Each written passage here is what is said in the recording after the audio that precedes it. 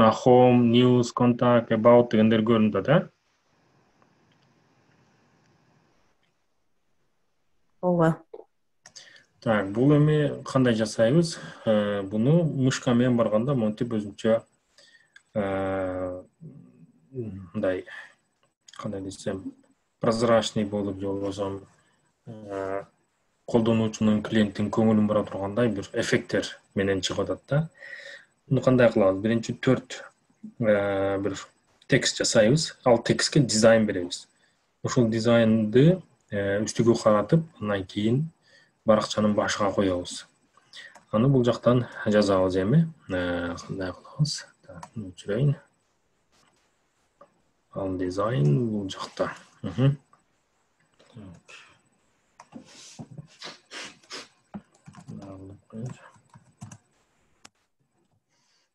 Кадимгидей эле баштайбыз. Көрүнүп атат эми экрандар толук эле.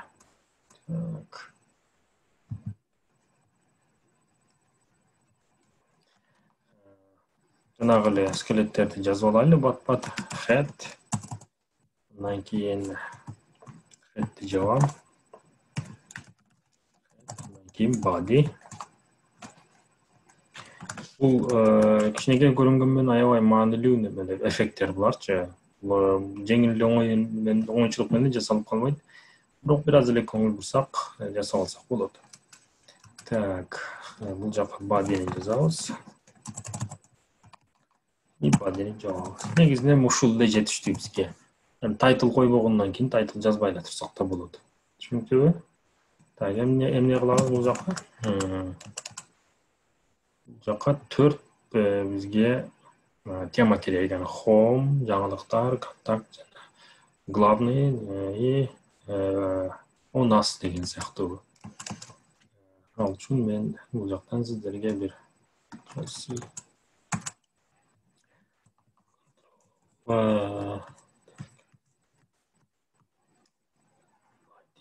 бадини баштадык. Так, вот. Эмне кылдым мен? Div деп туруп бир класс ачып туруп, андан кийин divдин ичинде 4 ушундай ссылкасы бар тема бердим. Home, news, contact, about. Эмне үчүн мен div дедим? Бул div деген өзүнчө бир департамент или отделение сыяктуу, мындай бир отделение да. Анткени мунун төртөөнү мен бирден стиль деп отурбайм. Мисалы үчүн бул жакта стилди жанагындай кылып атпайбызбы? H1ге могул стилди бер. Андан кийин H2ге могул стилди бер. Кийин анан H3гө могул стилди бер деп отурбай эле, баарын чогултуп туруп эле бир дизайн бериш үчүн ушундай divдин ичиге коюп алуу методдору бар. Div, андан кийин класс. Значит, могул главный или башкы бет, андан кийин новости, контакты, у нас дегендер баары ушул могу топ nav деген бир класстын ичине кирип кетти. Бул топ nav деген класс боло берет, любой нерсечи. Мисалы үчүн 1, 2, 3 деп койсо да боло берет. A, B, C деп койсо да боло берет. Айырмасы жок, макулбу? Топ nav деп коюм, просто топ navigation, навигационный немелер, кнопкалар да. Ошого мен муну жазып алдым. Муну жазабыз эми div деп. Жазыңыздарчы.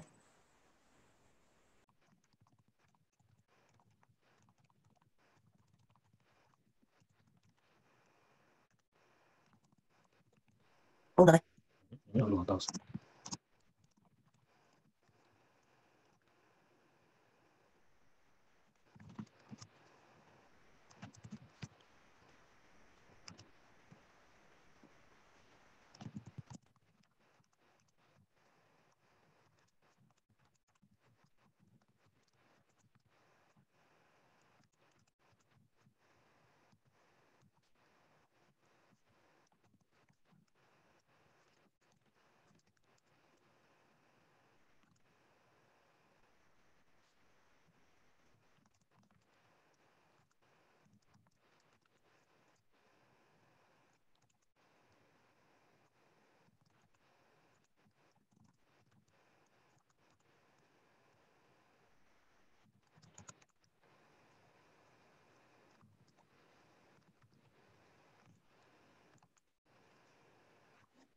Эми бул жактан мен акырын түшүндүрөм, бул жакта эмне болуп атат. Так, margin'de misal üçün 10 desek. Aha, 10 değil. Ол margin деген граница дегенди могу body'ден алыстатат. Misal üçün, если муну 0 берсек, ар дайым бизде мондой немелер, коробкалар неме менен, граница менен чектешип калат. А если буга бираз мындай бир кичине орун берсек, место берсек, ал бираз сулуураак көрүнөт. Misal үчүн муну 10 десек, мындан алыстап турат да, бардык жагынан 10 пиксель бир бош орун бар. Андан кийин font family деген бул просто жазуунун эле немеси, бир стили. Муну жазбаса деле болот. Алып койсом, мисалы үчүн алып коеюн. Жазуулардын стили обычный эле, мындай обычный эле боло берсин пока. Андан кийин top nav деген менде класс бар эле. Бизге сиздин только блокнотуңуз эле көрүнөт. Айтпайсыңар бертерек. Так. Эмечи могу сайт, блокнот баары көрүндүбү чогуу? Да, теперь видно, да. Тирек айткыландайларда. Так. Могу навигациялар көрүнүп атат, Ооба, көрүнөт эми. Вот эмне кылдым? Стайлда body'ни margin'ге 10 бердим. 10 дегеним могул жактан көрдүңүзбү? Могу немени, орунду, бош орунду, ошону бердим мен. Если 0 деп койсом, анда ал бош орун болбой калат. Вот. Көрдүңөрбү? Эч кандай бош орун жок четтен да, оң жактан да. Если бираз бош орун бергим келсе, анда margin деп туруп body десем, анда бүт могу коробканы узак алыстатып коет. Андан кийин эмне кылдым? Top nav деген бизде класс бар бул жакта. Вот top nav деген. Ошону мен эмне болсун дедим, ол overflow hidden деген ол жактагы линиялары бири-бириге мындай мешать этпейт. То есть тоскоолдук болбойт, көрүнбөй калат, линиялар жок болуп кетет. Артындагы түстүү болсо мындай неме кылып койдум, кара бердим. Вот, көрдүңөрбү? Андан кийин менде top nav A дегендер бар. A дегендер могу немелер, ссылка боло тургандар. Onlar көрдүңөрбү? Home'га келгенде ссылка болбойт. Анткени ал A бирок класс, неме жок, ссылка жок. Href жок. Ошол A'ларды эмне кылдым мен? Сол жакка жайгашсын дедим. Буну оң жакка жайгашсын десем да болот. Мисалы үчүн right деп. Бул жакка кетип калат анда. Кээ бир веб-сайттарда оң жактан башталат. Билесиңерби? Ооба. Вот мен азыр муну float деген, ошол float деген мындай айтканда сүзүү деген да, кайсыл жактан сүзсүн, оң жактанбы, сол жактанбы дегендейчи. Окей. Мен азыр left дедим. Left. Сол жактан баштасын дедим. Окей. Андан кийин түссү мындай болсун, олардын түстөрү, өзүнүн жазууларынын түстөрү. Андан кийин текст ортодо болсун, ол ортодо өзүндө. Бул жактын ортосунда эмес, ушул өзүнүн коробкасынын ичиндеги ортодо. Андан кийин padding дегенде могул алыстыктары, ар биринин алыстыгы. Мисалы үчүн муну азыр аябай чоң берип койсом, чоң бир жазуу болуп кетет. Вот мындай болуп калат. Кереги жок мага андай чоңдун. Кетет 14. Вот. Андан кийин text decoration дегенде бул эмне кылат? None деген. Если муну койбосом, астыда ссылканын астында эмне бар? Линия болуп калат, Туурабы? Бул жакта линия. Ооба. Ооба. Автоматически линия болуп калып атпайбы аларчы? Алар. Ооба. Ошол линияны жок кылыш үчүн мен мояка text decoration десем, ошол линияны алып коет. Көрдүңөрбү? None деп.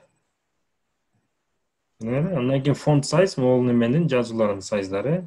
Анан hover деген, hover деген, мисалы үчүн бул жакка келгенде, мышка келгенде түсү өңү өзгөрөт. Вот top nav a.active. То есть hover, алардын hover, мисалы үчүн мышка келди, түсү өзгөрдү, көрүп атасыңарбы? Аха, көрүнөт. Түсү өзгөрсүн, мисалы үчүн келгенде түсү өзгөрсүн десем, yellow болсун десем, анда мышка келгенде yellow болуп калат. Азыр. Вот, көрдүңөрбү? Мышка келгенде yellow болуп атат. Жазуу болсо кара болуп атат. Аны дагы мисалы үчүн green деп койсок болот. Мышка келгенде а так обычно кара ак болуп тура берет, бирок мышка келгенде ал сары и жашыл болот. Көрдүңөрбү? Вот. Ошону hover деп коет да, мону hover деген сөз деле өзү немеси мааниси ошондой мындай кыймылдатуу дегенде. How remain in one place in the air биринчиси бир мааниси. An actor in the remain мисалы русский не чыгат экен. Так. Так. Свободный полет. Зависать. Колебаться. Колебаться сыяктуу да, мындай келгенде кандай неме болсун, колебания болсун сыяктуу. Окей. Вот. Ошону түшүндүк. Топ-нав актив дегенде могул немени өзүнчө жасап алдым мен. Немени хомдучу, вот хомду. Хомго да бир ат берип алдым. Актив деп анын атыны класс бердим. Аны өзүнчө дизайн кылдым. Бэкграундуну жашыл кылып, мисалы муну бияка кодун жазайынчы. Green деп. Андан кийин немени болсо, өңүнү болсо, мисалы үчүн white деп койдум. Вот green and white. Ошондо могул hover'ду түшүндүк. Мышка келгенде өзгөрөт. Yellow эмес, yellow жакшы көрүнбөйт. Мисалы үчүн light gray болуп кала берсин. Жазуу макул жашыл болсо болсун. Вот. Бул аябай маанилүү эффекттер веб-сайттардачы. Анткени, мисалы үчүн бир сайтка барайлы. Ким болсун? Допустим, Harvard University веб-сайт. Анчи Harvard веб-сайт кандай экен. Вот, үстүдө башка эффект чыгып атат буларда. Üstüde işe misal için mындай кылага баранчы, энею. Энею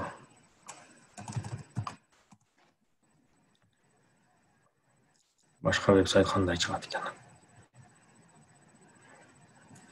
Так. Өзгөрүп атат, түс өзгөрүп атат. Бирокта бир серый цвет көрүп атасыңарбы? Коробка окшоп серый болуп атат. Кичинекей болуп. Границаны көрүп атасыңарбы? Буга келгенде өзүнүн границасы болуп атат. Жакшы көрүп атасыңар, ал жакта жакшы кылдат мындай караптар, өзүнчө бир коробкага айланып атат. Андан кийин булар чыгып атат. Вот. Түсү болсо мындай немеге болуп атат. Кандай деп коет, темно-синий ошондой өзгөрүп атат. Караданчы, көрдүңөрбү? Или бул жака келгенде вот неме болуп атат да. Түстөр өзгөрүп, жылып атат. Дагы Amazon'ду каранчы. Не бар экен? Так, вот булар коробкага алып атат келгенде. Эмне? Вот Amazon коробкага алып атат, өзгөрүп атат. Ушул сыяктуу нерселер вот немеден жасалат да, монтип. Теманы өзүнчө класстарга бөлүп алып, андан кийин класстарды неме кылат, дизайн кылат. Ошондо бизде азыр силер азыр мону жазып бүттүңөр, Барыңда бар бул жазуу. Туурабы? Ооба, жазып бүттүк. Жазып эми мону жазгыланда style деп туруп, head'тин ичине style'ды коюп туруп, бул жерге чейин жазып алгыла дагы калтырбай. Андан кийин көрсөңөр, силердики дагы ушундай болуп калат. Анан астыга жанагы жасаган Сабина Асан кызы или там өзүңөр жөнүндө актрисалардын өмүр баян демелер жасадыңар, ошону бул жака коюп чыксаңар, кийин мындай болуп калат немеңер, баракчаңар. Могул сыяктуу болуп чыгат. Көрдүңөрбү? Сабина Асанова уже более профессиональный веб-сайтка окшоп атат да, баш жагычы. Түшүнүктүүбү? Ушуну жазып чыккыла.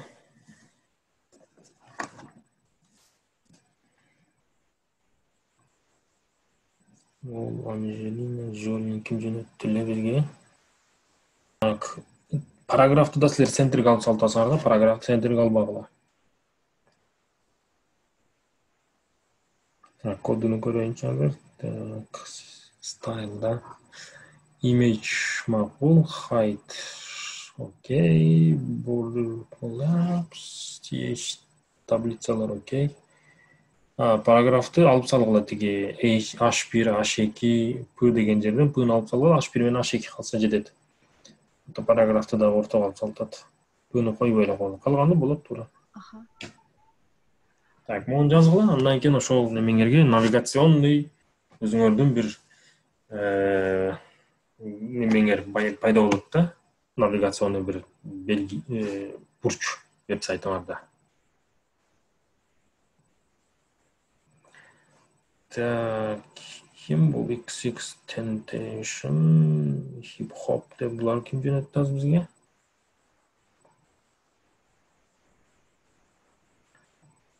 Негизи жакшы иштептир, бирдеме жасапсыңар кыскасы. H1 менен, параграф менен, список менен Мусаева Мадина. Ушуну өнүктүргүлө эми. Ичиге сүрөт койгула, толтургула, параграф койгула, жирный кылгыла, курсив, астыны сызгыла сыяктуу өнүктүрүп бир толтургула ичине. Макулбу? Шашпай жазгыла. Булар бир класстын өзүнүн дизайны. Бул body, общий, артындагы граница. Андан кийин top nav деген, что бири-бириге мешать үчүн коробкалар, жана home, контакт деген. И бир общий түс берип турдум пока. Кийин бул түстү home өзүнүкүн өзгөртөт. Бул актив, бул home үчүн. Ал green кылып алды өзүнүкүн. Ал hover болсо, бул мышка келгенде өзгөрөт түсү и жазуунун өңү.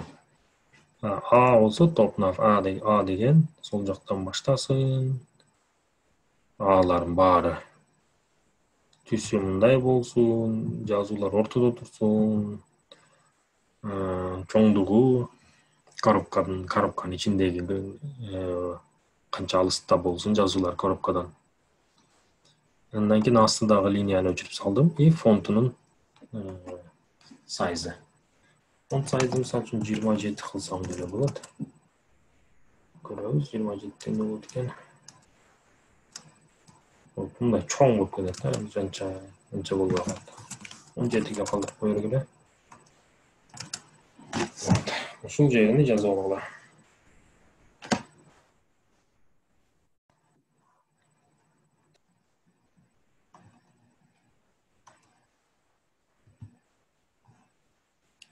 Суроо жокпу? Кимде суроо бар?